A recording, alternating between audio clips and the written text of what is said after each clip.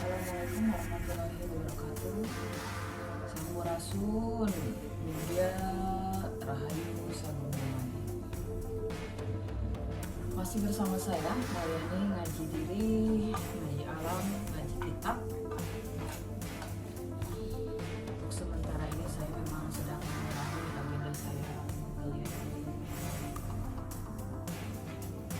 Dikarenakan amanah dari guru saya untuk memperbanyak berdiam diri di rumah, sambil mengurus beberapa pekerjaan.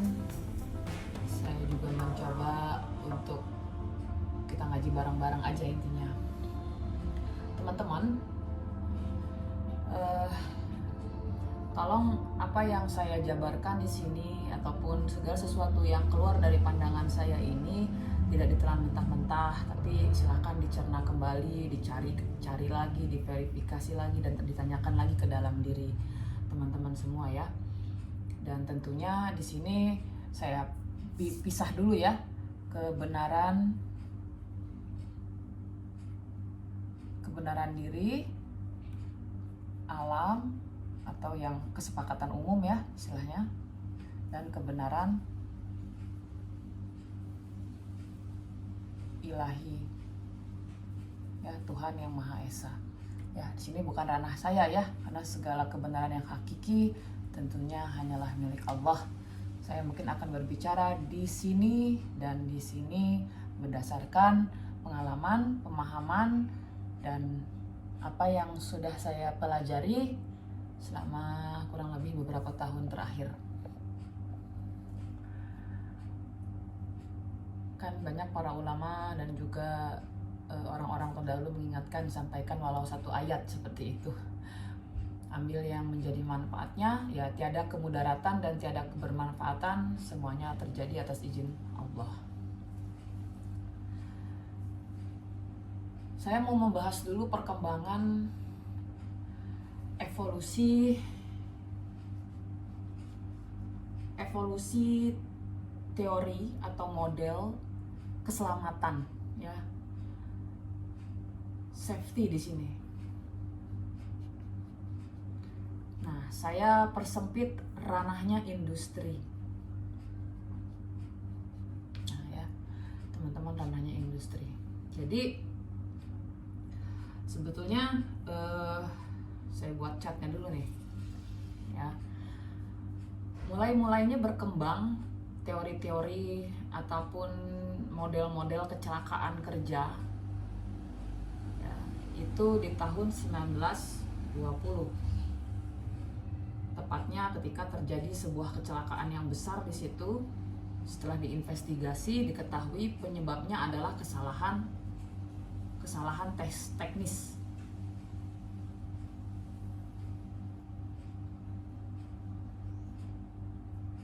Teknis atau alat. Kemudian di tahun kembali ya 1950-an terjadi lagi insiden besar. Di situ hasil investigasi menemukan penyebab kecelakaannya yaitu faktor manusia. Jadi ini faktor alat, faktor manusia. Berjalannya lagi waktu, ternyata ditemukan lagi masalah kecelakaan itu disebabkan oleh organisasi atau sistem di industri tersebut. Terus ya, sampai akhirnya perkembangan. Jadi polanya adalah kita berpikir keselamatan itu ketika ada masalah dicarikan solusi, Ada masalah, dicarikan solusi. Ada masalah, dicarikan solusi. Yang sifatnya solusi itu adalah semakin mengerem atau semakin membuat gerak-gerik manusia itu semakin terbatas dengan aturan.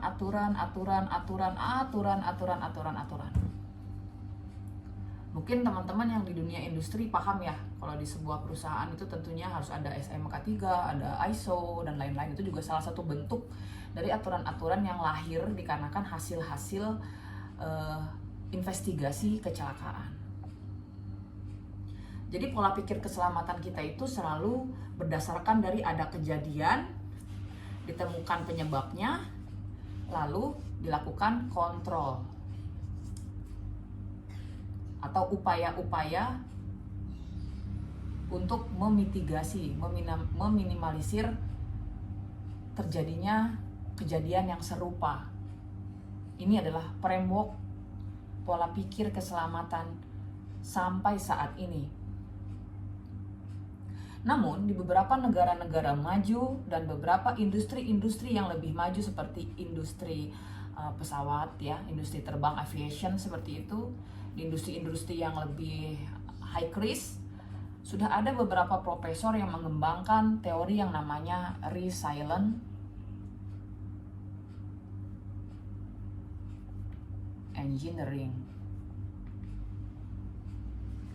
Nah, jadi resilient engineering ini suatu pemahaman baru terhadap pandangan terkait keselamatan di dunia industri. Para tokoh-tokoh yang merumuskan teori ini menitik beratkan pada kemampuan manusia itu sendiri. Manusia sebagai suatu sumber yang memiliki kemampuan untuk mengadaptasi, untuk melakukan recognize, untuk melakukan analisa, untuk melakukan pengkajian, untuk melakukan dan lain-lain. Manusia itu punya power di sini. Karena bagaimanapun tidak bisa kita prediksi segala bentuk jenis pekerjaan di tiap-tiap industri secara detail. Resilient engineering mengembalikan kembali ya kan, prinsip-prinsip keselamatan itu berdasarkan upaya-upaya yang terus dipraktekkan bersama-sama dan belajar dari mana yang gagal, mana yang berhasil. Jadi ibarat kata lebih proaktif lah ya, lebih proaktif. Kalau ini kan reaktif, yang ini lebih proaktif. Kenapa saya perlu sampaikan ini? Karena kurang lebih teori ini juga yang menjadi dasar-dasar pemikiran saya terhadap banyaknya sistem-sistem, baik itu sistem secara internal kita, diri kita sendiri ya, kemudian juga secara alam semesta, juga secara agama dan lain-lain yang kedepannya kita akan bahas secara satu persatu teman-teman. Jadi ini adalah pengkajian saya evolusi berpikir keselamatan ya, mulai dari 100 tahun yang lalu dan khususnya di dunia industri. Ya, tentunya akan bisa diaplikasikan ke banyak tipe industri ataupun juga sistem-sistem lain. Akan banyak nanti ke depannya kita akan membahas bagaimana people, orang, kemudian place, tempat atau teritori, dan sistem atau aturan tersebut. Karena ketika kita berhubungan sama keluarga, kita berhubungan sama adat, kita berhubungan sama peradaban, kita berhubungan sama agama, tidak akan lepas dari 3 faktor ini.